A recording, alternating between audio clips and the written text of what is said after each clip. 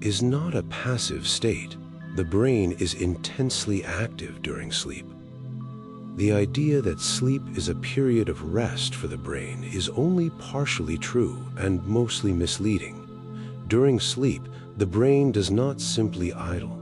It cycles through distinct stages of activity, each serving different functions.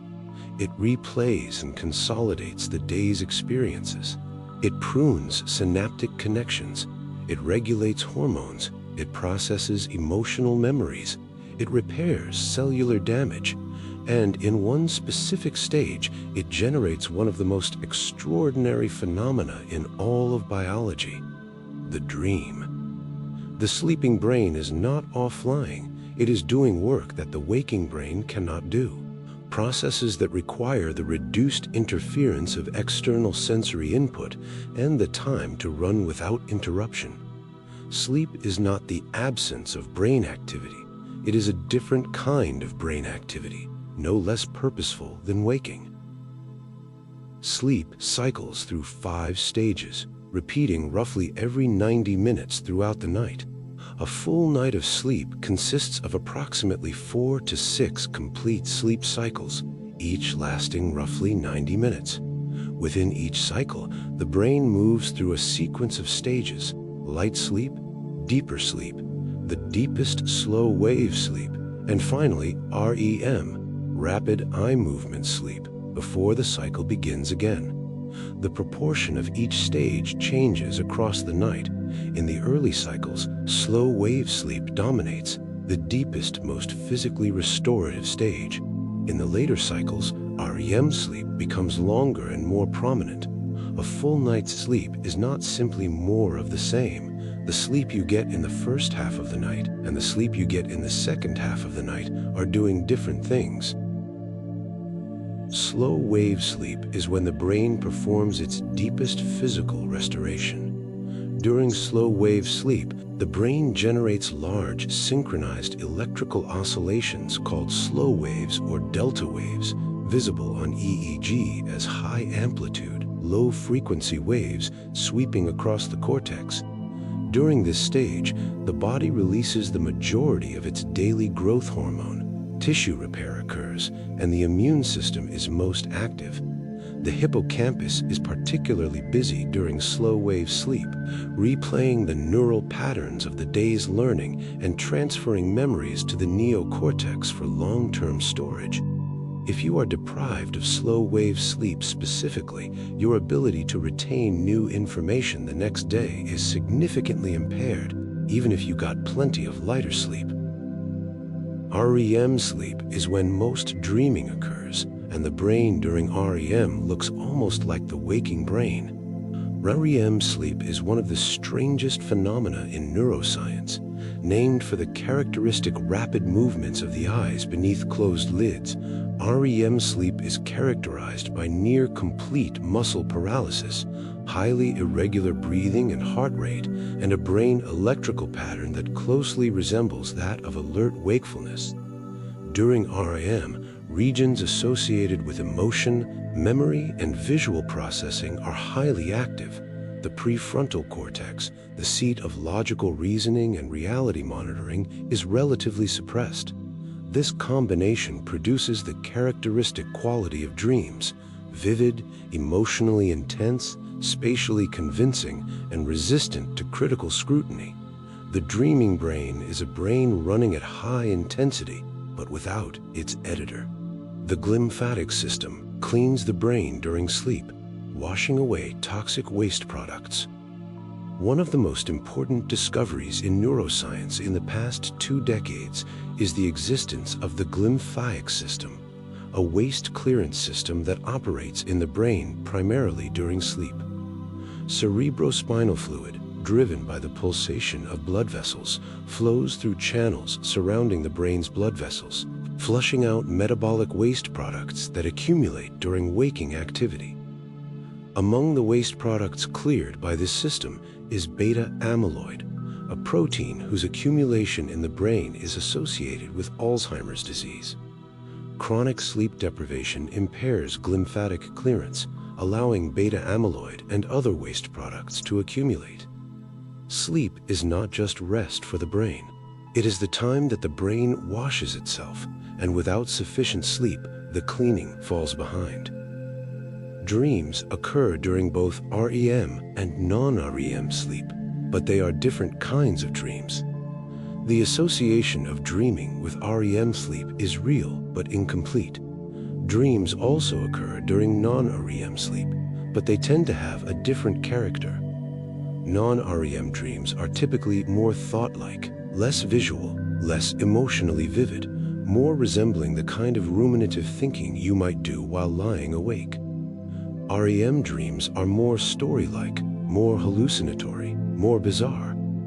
The shift in dream character across the night reflects the changing balance of sleep stages. In the early part of the night, when slow wave sleep dominates, any dreams tend to be fragmentary and abstract. In the later part of the night, as REM cycles lengthen, dreams become longer, more complex, and more memorable. REM sleep may process emotional memories, stripping the emotional charge while preserving the content. One influential theory of REM sleep proposes that it serves as a kind of overnight therapy, a process in which emotionally charged memories from the day are replayed and reprocessed in the altered neurochemical environment of REM sleep. During REM, levels of norepinephrine, a stress-related neurotransmitter, are at their lowest point in the 24-hour cycle. This low norepinephrine environment may allow emotional memories to be replayed and re-encoded without the full intensity of the original stress response. Evidence suggests that people who sleep after an emotional experience rate the emotional intensity of the memory as lower the next day, even while recalling its factual content just as well. Sleep deprivation has dramatic and rapid effects on the brain. After 17 hours without sleep, cognitive performance is impaired to roughly the same degree as a blood alcohol level of 0.05, the legal limit for driving in many countries. After 24 hours without sleep, performance matches a blood alcohol level of 0.10, well above the legal limit almost everywhere. These effects are not simply tiredness. The prefrontal cortex reduces its activity, impairing judgment and impulse control. The amygdala becomes hyperreactive, making emotional responses more extreme. Working memory degrades. The sleepless brain does not simply run slower, it runs differently, with different regions offline and others running unchecked. The brain generates sleep pressure through a molecule called adenosine. The longer you are awake, the stronger your drive to sleep, a phenomenon called sleep pressure. This pressure is generated in part by the accumulation of a molecule called adenosine in the brain. Adenosine is a byproduct of neural activity, and it accumulates steadily throughout waking hours, binding to receptors that inhibit arousal and promote sleep. Caffeine works by blocking adenosine receptors.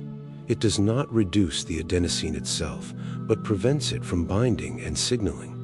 This is why caffeine loses effectiveness over time as adenosine levels rise, and why the crash after caffeine wears off can feel so sudden. The accumulated adenosine rushes in to fill the receptors that were previously blocked. Sleep clears adenosine, resetting the pressure to zero.